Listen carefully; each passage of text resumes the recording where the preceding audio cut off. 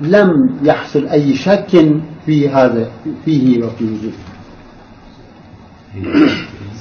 لم يتردد يعني لم يشعر بالتردد. لم يشعر بالتردد.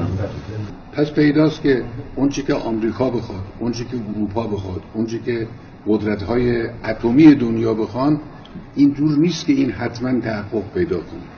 فمن المعلوم الذي هو معلوم أنه ما تريده أمريكا وما تريده أوروبا وما تريده القوى التي تمتلك الإمكانيات الذرية ليس أن يتحقق ما تريد هؤلاء.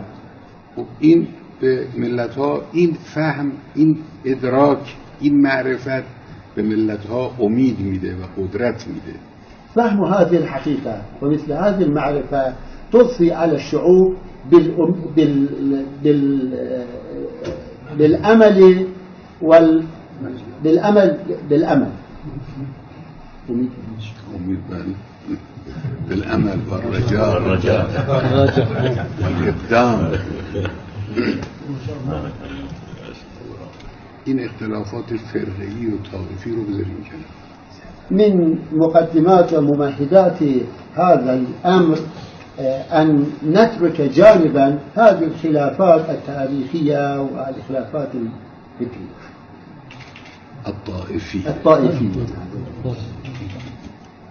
اون شیعه‌ای که لندن از او حمایت بکنه، اون شیعه رو ما قبول نداریم. الشيعة الذي تدعمه لندن وبريطانيا نحن لسنا من هذا الشيعة في شيء. اون سنی که آمریکا و اسرائیل از او حمایت بکنن، اون سنی رو ما والسنة التي تدعمها أمريكا وإسرائيل نحن أيضا لسنا منه في شيء. لا نعتبره مسلما. اسلام اونیست که با کفر و با ظلم و با استکبار مخالفه. الإسلام هو الذي ضد الظلم وضد الكفر وضد